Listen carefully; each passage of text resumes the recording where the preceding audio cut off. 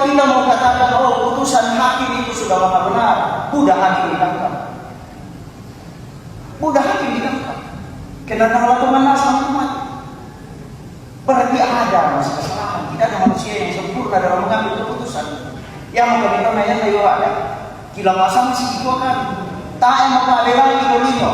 Tanya mapesay itolino kipasulah lang. Nagulo mo rin yung tanda ito. Tapi yang hakim ditangkap juga sih. Berarti masih muncul kan kita katakan bahwa yang maha benar adalah putusan hakim. Namun pada dua kita nasaan sama yang kau tetaplah dieksekusi kamu. Dan kau pikir salah yang dipulihkan namun pada kau kerusak. Ini benda yang sudah berumur ratusan tahun. Nanti ada pemulihan, boleh kau pulihkan. Diganti dengan baru. Nilai estetiknya di situ sudah berubah. Karena tongkonan tidak bisa dinilai dengan rupiah. Berapa rupiah nilai? Tetapi berapa nilai filosofis yang terkandung di dalamnya. Ini yang harus kita pahami bersama. Nah pada Torah manusia rampur tahu. Buddha mengatakan kata ya ada. Ya sudah, asal itu. Ya tidak perlu bilang apa yang akan terjadi. Dibawa di sonasi. Tak akan diisi orang itu diberi tongkonan di songkang. Tetapi mengalir lalu kali itu radang terlalu dipertahankan mati ada kembali. Tak akan dikue kotor tongkonan yang aku tongkonan itu dulu, tolong itu dulu, bantu itu dulu, kosongkan topi. Tapi bagi kami, simbol itu adalah harga diri bagi kita masyarakat Toraja. Nah, pokoknya ada makina. Di pokoknya ada masalah bangsa yang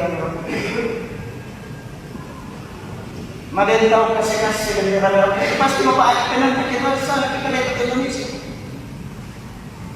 Nade tahu kau nanti nato ke eskavator susito na masuk siya sama. Nalai masih apa oh yang hukum maha benar. Dari mana dasar berpikir kita sampai mengatakan seperti ini? Oh, tolong yang itu karena kekuatan bersudah berkekuatan hukum tetap. Berarti putusan perdata yang berkekuatan hukum tetap itu bukan sebatas administratif, tetapi menjadi simbolis untuk menghancurkan dan menghilangkan tatanan budaya yang ada di Indonesia. Tongkonan menjadi satu yang dibanggakan oleh Indonesia dibawa ke mancanegara untuk diperkenalkan. Begitu bangganya orang mengatakan tongkonan, tetapi di depan mata kita tongkonan diperlakukan seperti sampah, tidak lebih dari sampah. Sampah masih bisa begini kalau di dalam kita. Tapi tongkonan yang begitu kita hargai, begitu kita hormati, yang menjadi rohnya kita orang Toraja diperlakukan seperti itu lalu kita tutup mata mengatakan otonom. Karena ini sudah berkekuatan hukum tetap. Negara sudah mengetuk palu melalui perwakilannya yang katanya yang mulia. Tapi udah siapa salah ditangkap? Berarti dia juga masih banyak yang salah. Tidak bisa kita generalisir seperti itu. Memang salah juga ketika kita mengeneralisir bahwa ada yang ditangkap pasti juga yang lain tidak benar. Tetapi itu harus menjadi koreksi bahwa putusan itu bukan putusan yang maha benar. Ketika masih ada yang membuka dan menyatakan bisa dalam pembunuhan berkasus. Dan untuk sekedar informasi, 16 lagi pembunuhan yang akan menyusul. Apakah kita akan berdiam diri dengan keadaan yang seperti ini? Mungkin tahun ini 16 berarti 19 semua. Tahun depan mungkin masuk lagi. Tahun berikut masuk lagi. Tahun berikut masuk lagi. Sehingga ketika tadi dikatakan bahwa simbol adat adalah roh kita. Tanah ulayat adalah nafas kita. Tanah ulayat sudah 60% dikuasai negara di tanah Toraja. Sementara Undang-Undang Dasar 1945 pasal 33, bumi air dan segala isinya dikuasai, bukan dimiliki. Ini perlu kita pahami. Dikuasai dan dimiliki itu dua hal yang berbeda.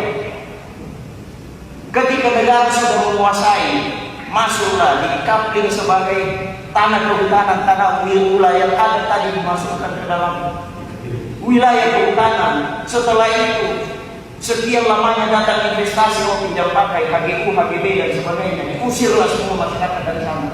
Bahkan mohon maaf, Bapak Bupati, Bapak Wakil Bupati di depan sebagai eksekutif, bahkan ada kantor-kantor Lembang, kantor camat yang masuk di dalam wilayah kawasan kehutanan. Ketika nanti ada investor masuk di luar sana melalui Kementerian Investasi, mungkin ada biotermal, ada tambang emas, ada apa dan sebagainya diputuskan di pusat sana melalui sistem satu pintu, apa namanya ini? Kalau saya tidak lupa di Kementerian Investasi ini OSS, Online Single Submission, masuk. Kantor camat pun akan digusur, investasi. Kantor Lembang pun akan digusur, tidak ada artinya semuanya. Ini adalah trik yang dilakukan tadinya katanya menguasai itu untuk mengelola sebaik-baiknya, tapi dia juga tatanan yang ada di dalamnya. Betul tidak ya? Jangan sampai kita terlena dengan hal-hal yang seperti ini. Sekali lagi saya katakan 16 akan menyusul. Ini yang ketiga dalam tahun ini, belum yang sudah dewan. Jadi mohon Bapak Ketua DPR, betul-betul ini menjadi PR bagi kita bersama. Langkah strategis apa yang harus kita lakukan ke depan?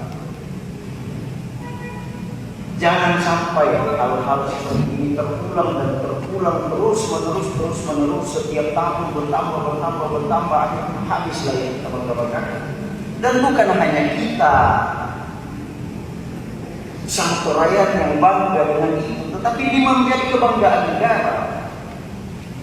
Baru-baru kemarin mendapatkan apresiasi arsitektur terbaik di dunia. Itu kan menjadi kebanggaan dan bukan hanya kita. Kita sebagai orang Toraja bangga mempersembahkan itu untuk Indonesia, tetapi Indonesia sendiri melalui mulia yang saya mau garis bawahi di sini bahwa Undang-Undang Nomor 11 Tahun 2010 tentang cagar budaya inilah yang harusnya dari pihak eksekutif mengedepankan ini. Bahwa untuk apa dibuatkan ini? Ketika hanya satu ketukan palu bisa menggugurkan segala-galanya. Sangat jelas di Undang-Undang Cagar Budaya mengatakan benda, warisan atau situs yang baru ditemukan sekalipun di dalam hutan rimba, ketika sudah ditemukan itu sudah wajib untuk dilindungi.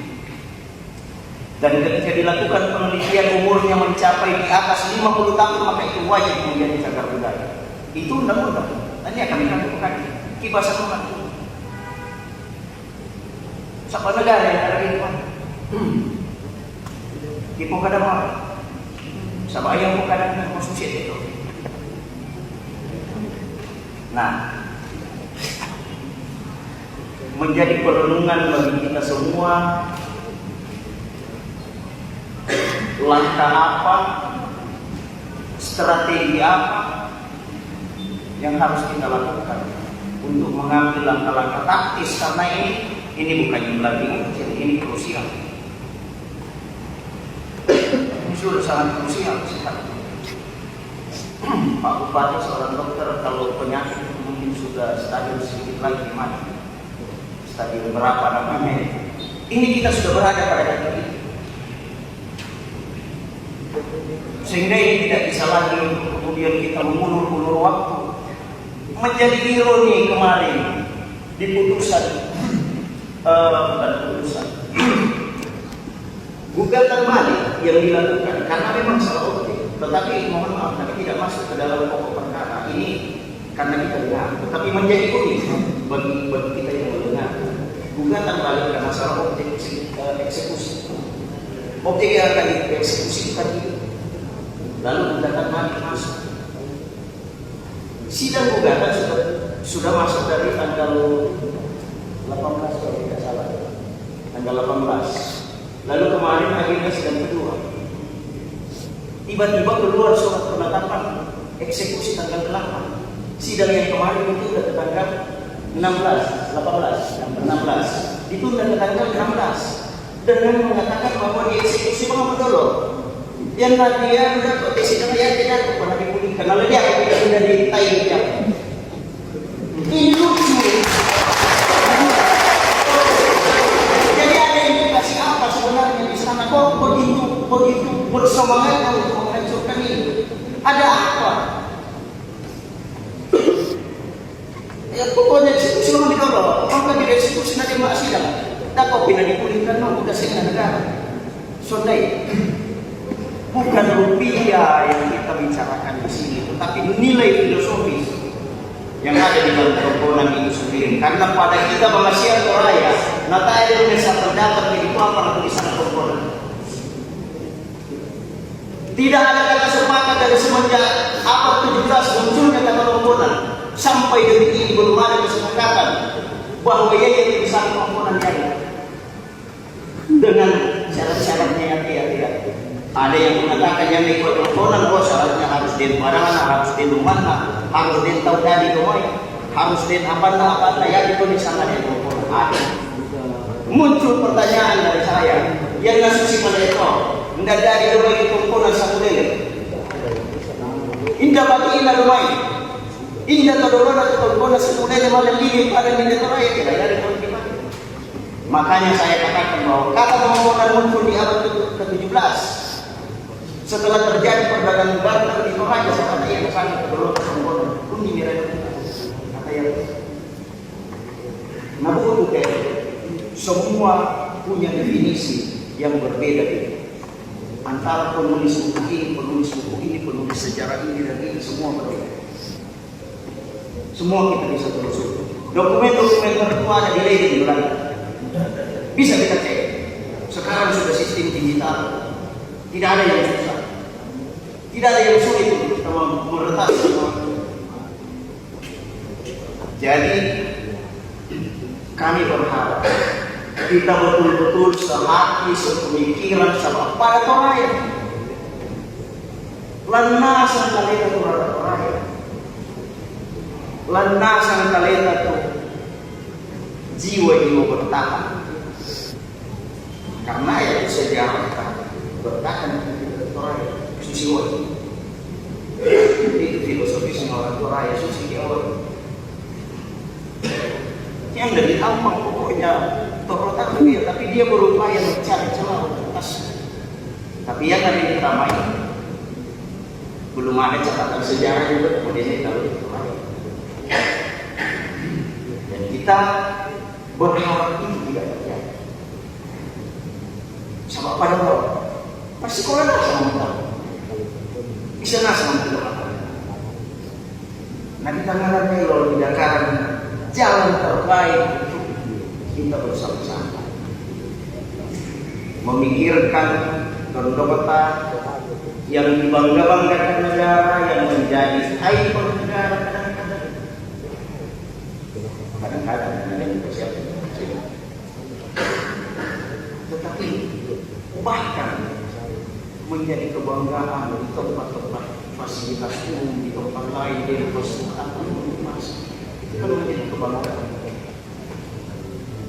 Pasur ada pemungkinan kedua